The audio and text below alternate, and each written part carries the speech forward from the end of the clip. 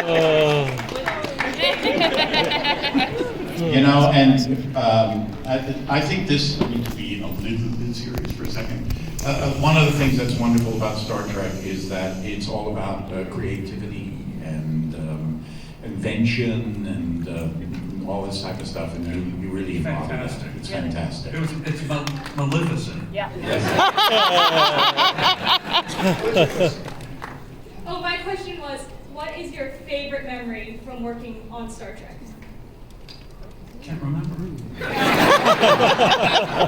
I'll tell you what mine is. It's sort of it's the one that I feel and listen, and it comes into my head maybe 3 or 4 times a week, and that is Roddenberry saying to me on the 3rd day of shooting Farpoint. I guess the dailies had come in, and he said to me, it was a voice behind me saying, "You have no idea what you've gotten yourself into." and I turned around and I said, "Oh, Gene, what are you talking about?" And he goes, "Oh, you'll see, you'll see." And I thought, I feel it all the time. I mean, here I am. Truly. I mean, he was a visionary after all, right? Yeah. But he said pretty much the same thing to all of us. I know he said to me, "Your life will never be the same." And I thought, talking about Yeah. I think my favorite memory there was a little boy who came, and he was about 6 or 7, and he had an incurable disease, and he was there with his parents, and he was so happy to be on the ship and to see Dr. Crusher. And it was just something about the joy and the hope and the belief in a better world and things that could, you know, the fact that it was such a great philosophy. And I think that was indelible in my mind. I remember just being so happy. I think I went back to my dressing room and sobbed for about an hour. But you know, but to see, he was joyous, and he got to sit in the captain's seat, and that's what he wanted. And that is so beautiful to me, because our show really does give people hope and something. You know, I love that. Yeah.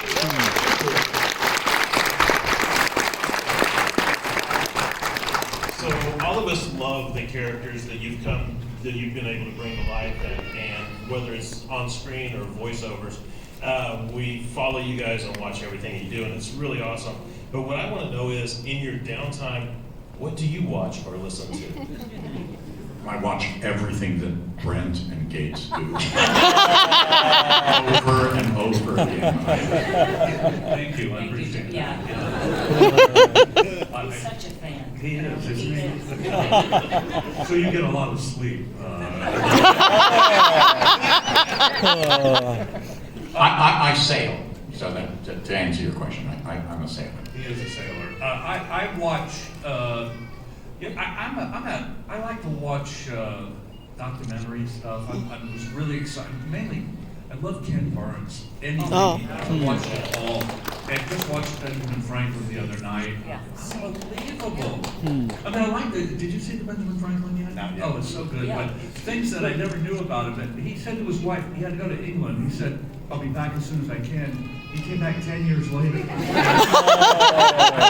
didn't watch it. I just watched them. Yeah, and then he came back for 2 years, and he had to go back. He said this time, and he was gone for 5 years. And it's like me. I say to my wife, "Yeah, I'm going to go to the grocery store." I'll come back 10 years later. But she doesn't know. But she doesn't notice. I didn't have a TV for all the time when I was filming and stuff, and I hardly ever watched TV. I don't know why, but anyway, now I'm making up for lost time, and I've pretty much seen, just about anything you could see. I love watching different sorts of things, and I love watching things with subtitles, I must say.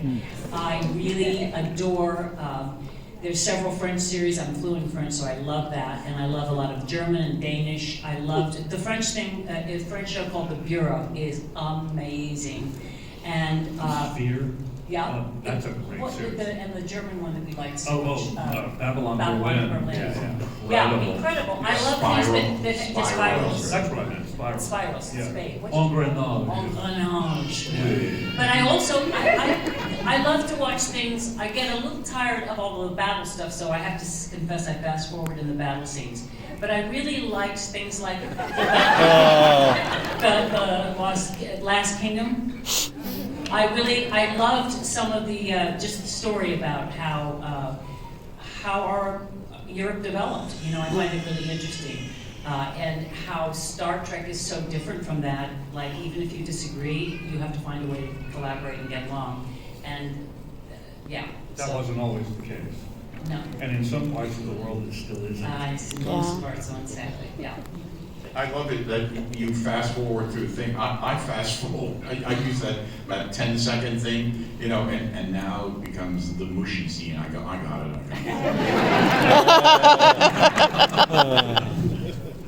All right, next question. Thank you, everyone. The one storyline I've always wanted to see on the newer Trek shows is the Q and the Prophets from DS9 going to war. So my question for all of you is, what would you want to see your character doing if that happened? For me, it would be the Q and the Prophets from. I don't know. You go ahead. Wait, there were prophets on Deep Space Nine? Yeah, the Bajoran gods. were What called- is Deep Space Nine? One more than Deep Space 8. I haven't gotten there yet. No, I would seriously, what would I do? I'd hide. Well, I would be a dog still, because Q turned me into a dog. I'd come back with a pack of other dogs, and we could go at it. We'd wipe them all out. I don't know either. I'm not clear. You on know, what it's the sort problem of is. just so that you understand. We're making kind of light of it. And I think you guys, we don't write it. And as often as You one. don't write it? Yeah, no, I make it up because I don't remember most of it.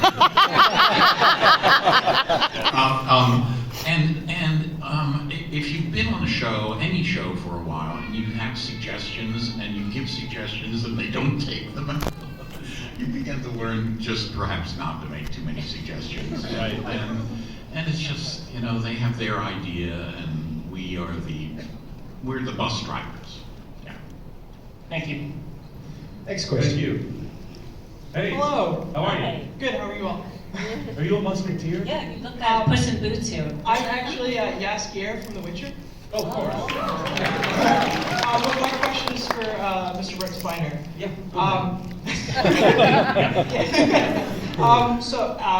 During the wedding scene with Riker and Deanna, you sang Blue Skies. Right. And that sent me down the rabbit hole to find your album, Old Yellow Eyes.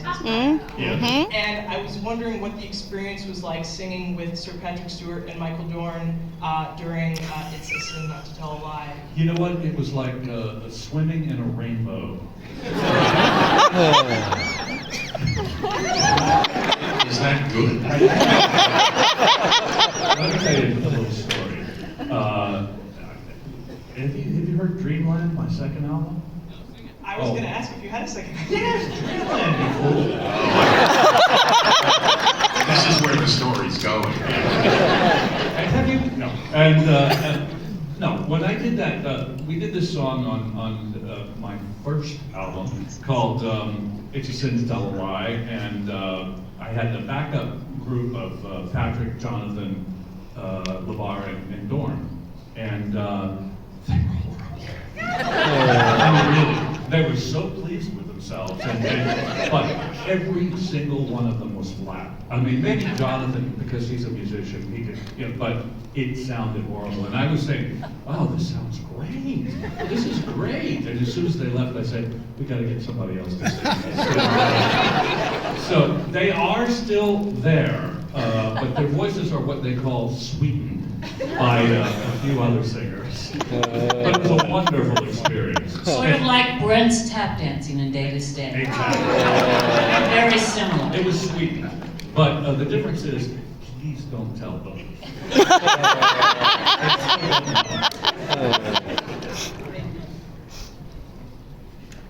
Hi, thank you guys for coming. I have a question for Brent. Our son Drake has been a huge fan of yours since he was a little tiny boy. He has autism. His favorite episode is Fistful of Datas, and he has seen it countless times. He's wondering, this question is for him, he's wondering what is your favorite Data-specific episode? Oh, His is Fistful. Drake, that's one of my favorites. I had a really good time doing that. Patrick directed that episode, by the way. So fun. Yeah, it is fun, isn't it? And my favorite Data episode, I guess, well, in a way, The Offspring is, because it was just such a beautiful story, and Jonathan was the first time he ever directed, and we were all just so gung-ho to make it a good episode for him because it was his first directing experience. And Hallie Todd, who played Lala, was so wonderful. So I guess that would be my favorite. Thank you. Yeah. Drake, good taste, man. Hi. Hey. Mine's for Brent too. How hot? We're bookends. Which one split? No, please. How hot was all that Data makeup with like the contacts Hot? and everything? It wasn't hot. Oh, that's good. No, I mean, you wear makeup? A bit, yeah, because of the smog eyebrows got going on right now. Are they hot? A little bit. Your eyebrows are hot? Wow.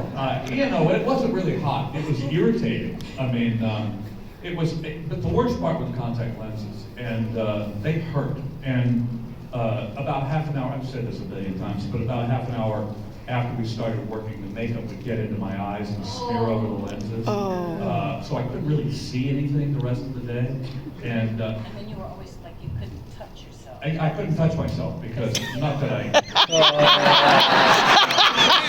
Really hardship. Particularly difficult for me, but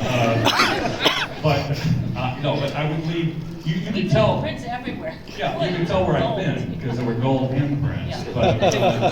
Yeah. But the one good thing about it, as it turned out, with getting the makeup in my eyes and smearing, was it sort of informed the character in a lot of ways. Because in order to see people, I found myself doing this,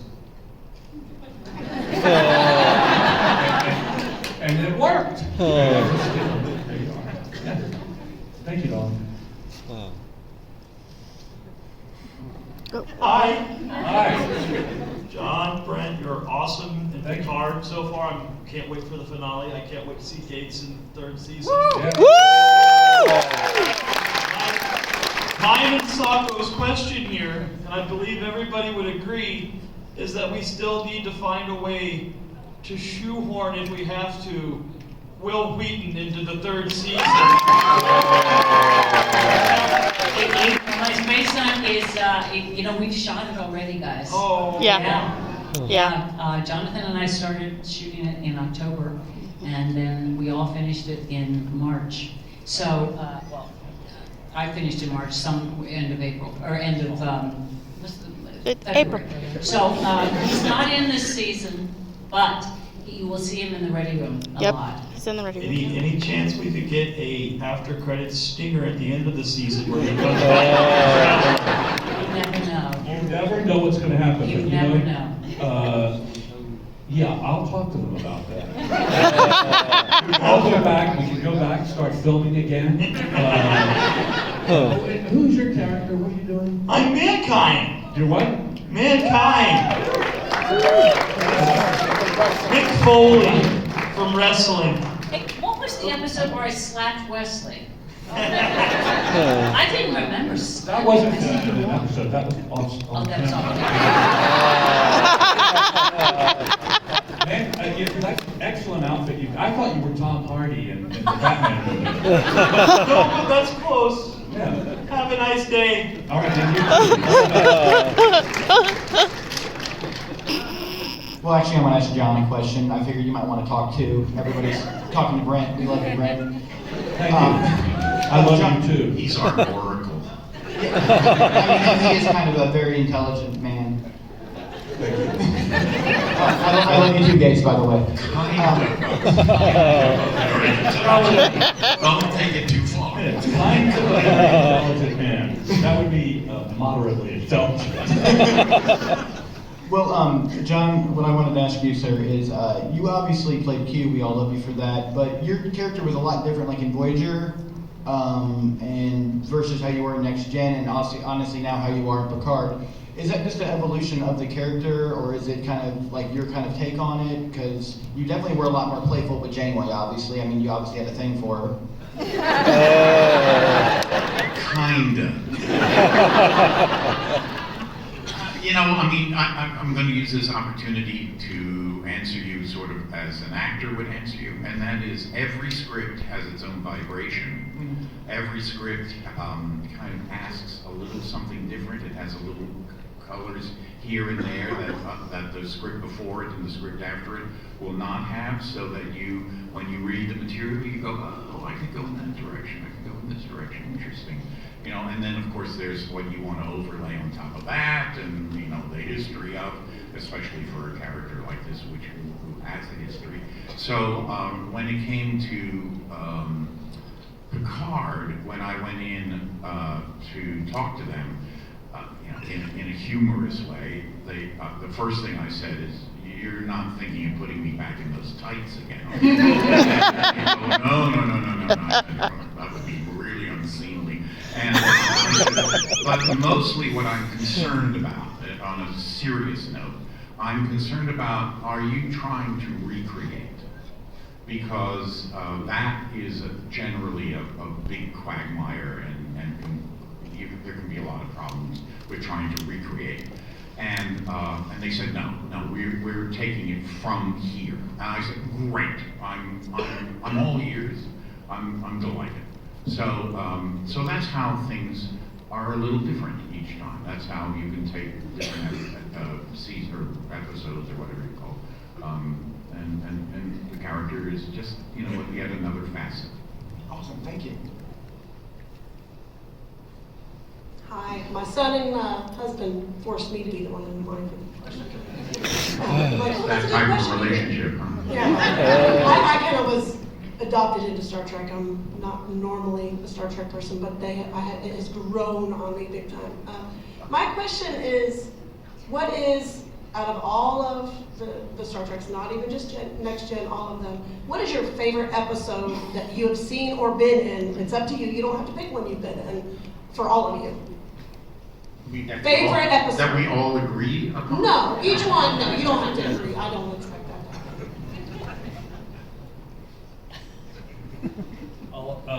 Didn't you say already? You said yours. I think Brent said his, but Let me say it again. We don't need to. Let me just say it again. I really like the episode The Offspring. Because it was Jonathan's first. I could recreate that whole moment. You don't need it, but. It's like rewinding. Okay, go ahead. You guys. Yeah. Go ahead. All Good Things, I thought, was a very good episode. Do you remember when it was played at Paramount? It was in the theaters at Paramount. Oh, yeah. Remember that? Right. And then it was the head of Paramount who came out to talk about it. He gave a speech beforehand. Do you remember any of this? Well, I don't know if it was Frank Guzzo or not, but in any case, here it is. You know, this is the end of 7 years. This has been an extremely popular show. Lucrative for Paramount. A huge thing for Paramount. So out comes the president, or whoever it was, the first guy to speak, and I was thinking, oh, this is going to be an inspirational talk about how this is, started out for many years before, and here it goes. Good evening. The gross sales for Paramount and Star Trek, with the 4 million seeking of the millions. I was like, good God. In any case, All Good Things for me was a wonderful episode. It sort of showed everybody off at their best. I don't have one favorite episode, but In terms of watching it, the one that I had the most connection doing, and I know it's not considered a really super Star Trek episode, but it was so much fun to do, was Genesis, because I directed it. And I loved, all my life, I had always wanted to direct an iguana and Spot, and I got to do it. It changed my life, basically. You know, I've said this before too. You probably don't know this, you know, because you directed the episode, but Spot was actually a dog in a cat suit. A very small dog and a wonderfully realistic fur cat suit.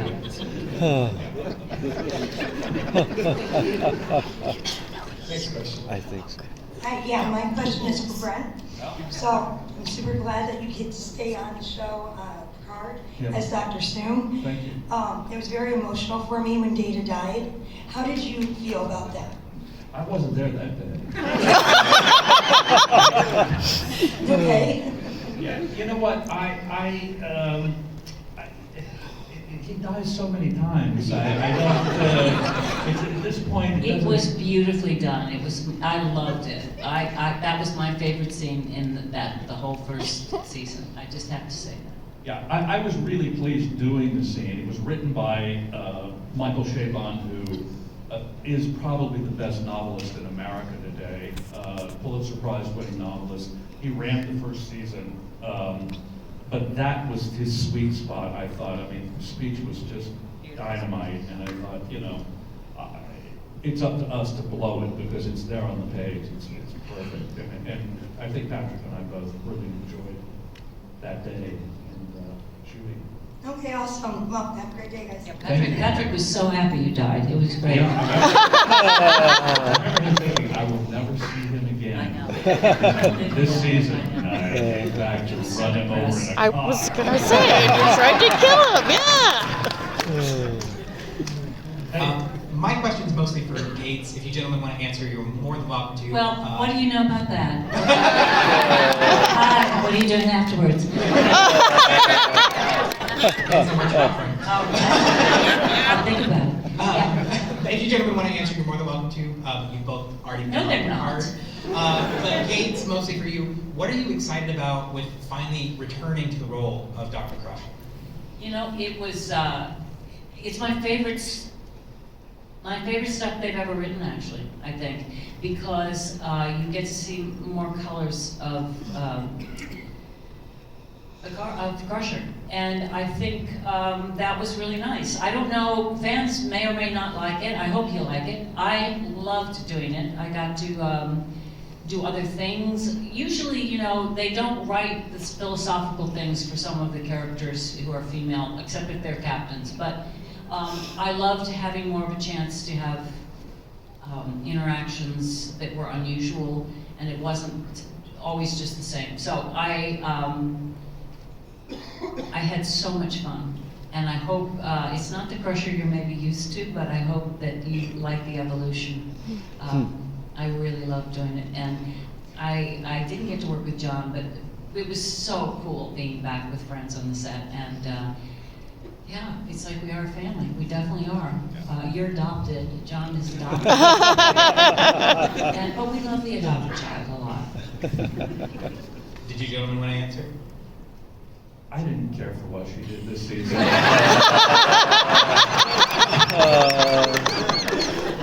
When is it coming out? That's what we don't know. I wish it would come out sooner. Yeah, we finished it. Yeah. But they're still cutting it and putting music on it and all that Part stuff. two. And, The second season hasn't finished yet. Yeah, I haven't seen any of it. Yeah, I did ADR. It looks really good. Oh, you did? Yeah, I did ADR. That's where anything that they have to redo. Looping. Yeah. They hardly any compared to the first series. I mean, you can see how much they've improved. Hardly anything. They would add a new grunt or something, and they say, "Can you do that?" So I did a lot of grunting in my head. And I only did 6 episodes on Next Generation, but I remember saying to them, that was a long walk. Yeah. That we are looping the whole thing. because it's great. Wouldn't it be cheaper to just fix the damn floor?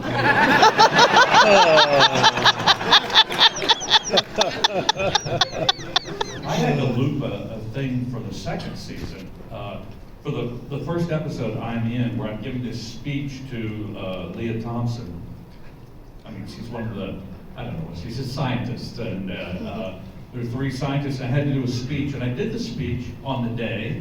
Everything seemed to be going well, but they wanted me to add a little piece, and you can tell when you look at it, because the camera's not on me when I'm saying it, because I wasn't saying it then. But they wanted me to be sure and say something about that I was doing it for my daughter. And, Issa Briones, wonderful young actress who played, what was the character's name? Corey. Well, she's Corey this year, but she was Soji. Yeah, she was Soji. She plays my daughter Corey in this one, but they wanted me to make sure I said my daughter in the first speech, so that people didn't think she was my girlfriend, I guess. She's only 50 years younger than me. You wouldn't be the only one. But anyway, I think it cleared it up for everybody, because people were concerned that I was living with this young woman. And I thought it was very clear she was my daughter. Get out of this. Okay, hello. This question is for Gates. So before you were on Star Trek, you acted and choreographed for The Muppets. So I'm wondering, what was it like for you? Do you have any fun stories to share about that? Maybe lessons that you carried from that over into Star Trek? Oh boy. Well, it just happened. It was kind of a fluke. It wasn't like I went after that as a career choice. Jim had seen me act in a show called Cloud 9, and he was sort of prepping me. The brilliant guy who did Dark Crystal, who did the movement for that, which I thought was really wonderful. I'm blanking on his name, Brian something, and he knew I taught a lot of movement for the actors and had done a lot of, I'd done mask work and mime and all that kind of stuff. So he had suggested me as someone, I was teaching at NYU, he said, yes, you can do this job. So I ended up, the funniest story to me is how I got them up to Stig Manhattan. I had never done a movie, and my agent says, I just had started off, my agent said, yeah, you're up from Up Stig Manhattan. Oh my God, Hermie and Miss Piggy, yes. And so I go and they give me the address, and I'm going to the Jim Henson place, and I assumed there'd be like 50 people who looked just like me who were up for the secretary, because I saw that it was like 3 lines or something, whatever. And instead I'm ushered into Jim Henson's office. I sit down with him and I'm talking, and I had memorized my 4 lines, and he never asked me to read. He's going, well, this would be great. And I'm like, wonderful. He never said he saw me in Cloud 9. He never said he was trying to get someone for Labyrinth. That's the whole book. So it was a 2-year thing before. He wanted to make sure I could do a bunch of things. So I did that, and I thought that's how all my movie auditions were going to be. That was the one and only time. That was the one and only time. But Hermie and Miss Piggy, they were pretty awesome. And what they do, this is a fun story. They are in a pit and they lift up the puppets, okay? So I was so nervous and excited, and I was at the desk, and Dabney Coleman, who was so brilliant, he was really great in that movie. I'm at the desk, and everybody, they do this thing for every new person, but I didn't know. All of a sudden, you're alone, and there's Kermit, and Kermit was looking into there was a framed picture on the desk or something, and he's looking at himself like, and he goes on and he's doing this stuff, and it was so real, and I said, what are you doing? And he answered me, and I answered something back, and it was like, you actually think you're talking to Kermit. It's like, no one else is around, and Jim is hiding, and that's the trick they do for everyone. They wait until you actually kind of believe it, and they do that. Do you use the mic? Is that how they project? Did they use this in ADR too? Okay. We heard you. Anyway, it was a trip. It was a choice. I could have kept going in that career path direction. I could have done Little Shop of Horrors, where Kaz asked me to do it. But it was a year of my life doing Labyrinth. The best thing was teaching David Bowie to waltz. I had to practice with me as much as I possibly could. Oh, shucks. It was too technical. I preferred acting and directing. But thank you very much for watching it. It's wonderful seeing you all in person. Thank you. You're all very accomplished artists. Long-lived careers and time in series, your characters. And how much actual input, I know you're not the writers, but how much input have you had over some of that evolution or development of those characters? Not really. I co-wrote one of the stories, but but when we were doing Next Generation, they wanted us to say it exactly as it was written, to the word. And if we missed a word, we had this wonderful guy, Cosmo, who was our script supervisor, who would come up to us afterwards if we left a word out. He would say, did you want to say this word? You know, what by that is we're going to shoot again and you're going to say it's gotten looser than that now. I mean, we have much more input and we can kind of influence what we're saying a little bit more now on Picard. I guess because the showrunners feel we're veterans more than they are. And that's probably the reason, because first season, my suggestions were not appreciated, and that's why you saw Pulaski the second season. Let me just make that really clear. So I learned the hard way that you do not suggest things that, gee, I find that offensive, you don't say that. You find another way to say that. You can say, well, that's nice, but... Or what a great idea you just had. Yeah, right, make their idea, their idea. But to their credit, by the way, once we realized we couldn't really change the dialogue on Next Generation, we would just find a way to do it. And I was going to say, to their credit, we never reshot because they didn't like a performance. Right. They were always fine with what we chose, how we chose to interpret it. And yeah, there's another. One of the ways in which I've always thought of it. There is what they want, and then what they need. Okay, so you can look at material and you go, well, I know what they want, but this is what I think they need. And so just because you say I love you, on the line it says I love you, but the subtext of that could be really chilling.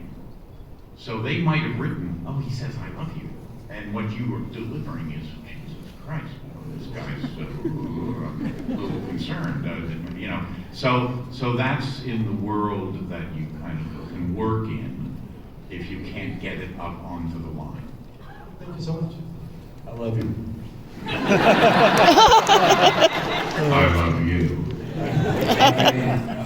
I love you. I love you. Thank you. My name is Mallory. Thank you all for being here. I love all of you. It's nothing personal. But Gates, would you tap dance with me? Sure, but you have to do it on stage. All right.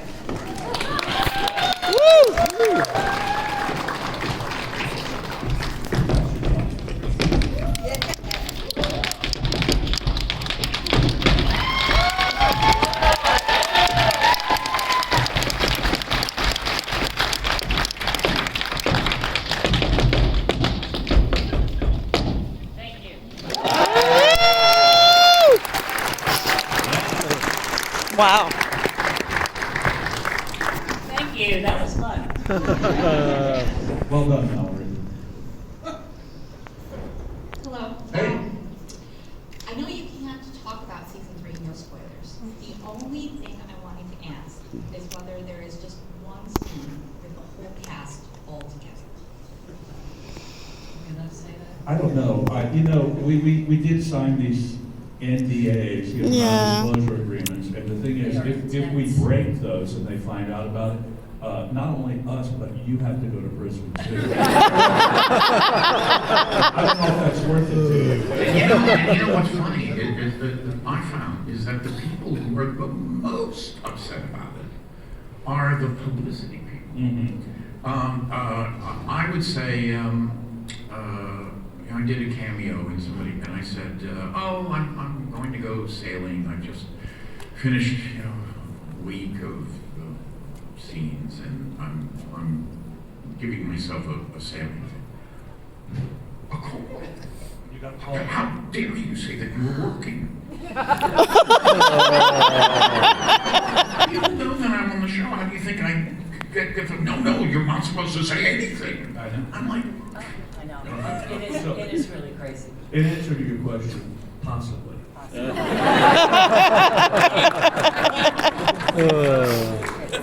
by the way, I'm gonna plug something.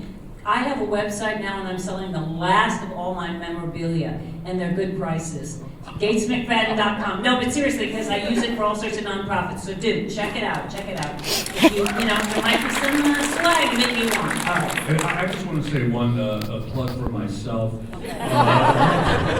John Delancey is the.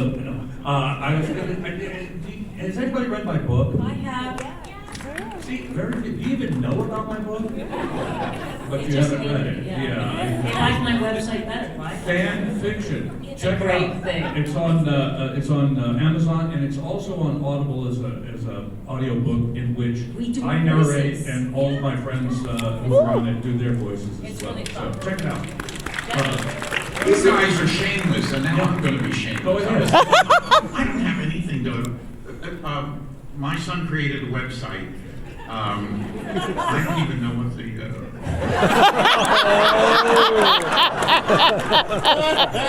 I think it's something at johndelancey.com or something like that. But he's a designer and he created all sorts of stuff. So look at him. There we go. He'll be delighted. And my cat has a great website. This is our last question. Okay, yes. So, Star Trek is very diverse in its themes, which has resonated with a lot of people. I was wondering if there was a particular episode or kind of character arc that resonated with you particularly, or that you thought this would resonate with a lot of people. Have you read my book? It resonates. I'm the only character that resonates with myself. I thought the host, which introduced the Trill, I thought that was a really fascinating species, because in the episode, and it was a gay writer who was the author of that episode, and I thought it was amazing because he really questioned what is the essence of love. Is it physical? How much is physical? How much is experiential? How much is the fact that you've shared this time together and experience?